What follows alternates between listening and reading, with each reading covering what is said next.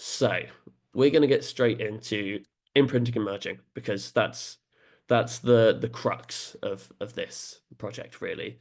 How do you effectively imprint and merge CAD assemblies with many, many, many, many components? And this kind of, was where we got the title of this webinar from. It is it is eating an elephant. You've got this monumental task. How do you break it down? You break it down by doing things in small bites. If you have thousands of components in a CAD assembly, you can't imprint volume one with volume two, and then volume two with volume three, and then volume one with volume three. It doesn't make any sense to do it that way. One, it makes troubleshooting really hard because your search space for any problems you run into is massive, and it's time consuming. It's difficult. So what you want to do instead is do it in bites. You want to group components together, and I've got a picture on the right of one of the groups that I had in this CAD assembly, and imprint and merge based on groups. And that will reduce your search space for troubleshooting. You'll have a problem with group two instead of volume 3607, which is a lot easier to narrow down problems this way. The other key thing I'd say you want to use is tolerant imprinting.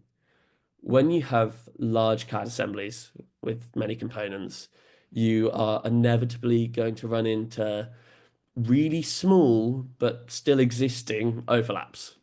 And normal imprinting can't always handle geometry which has slight overlaps.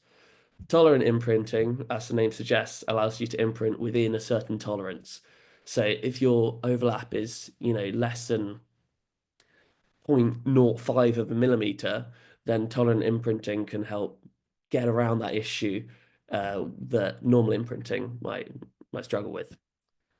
The other suggestion I have for anyone wanting to do something like this is to use the Coreform Cubit GUI first to get the hang of things, to figure out how you want to group your components together, to help troubleshoot. It's much easier to troubleshoot visually bad imprints because you can see which curves have imprinted and which haven't. But once you've used the GUI to get hang of things, use the Python or C++ APIs. It will help you monumentally. You can, version control your scripts. That's invaluable. Helps you keep track of your grouping.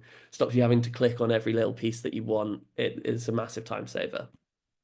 And also, uh, another thing I just wanted to note is don't be afraid to go back and change your CAD. If you've got a problem with a large overlap and you can't imprint it, go back to basics, go back to what you made and change it so it works. You might have just drawn something up slightly wrong. You might have made it a millimeter wider than it should be. So go back, make sure your geometry that you're starting with is sound.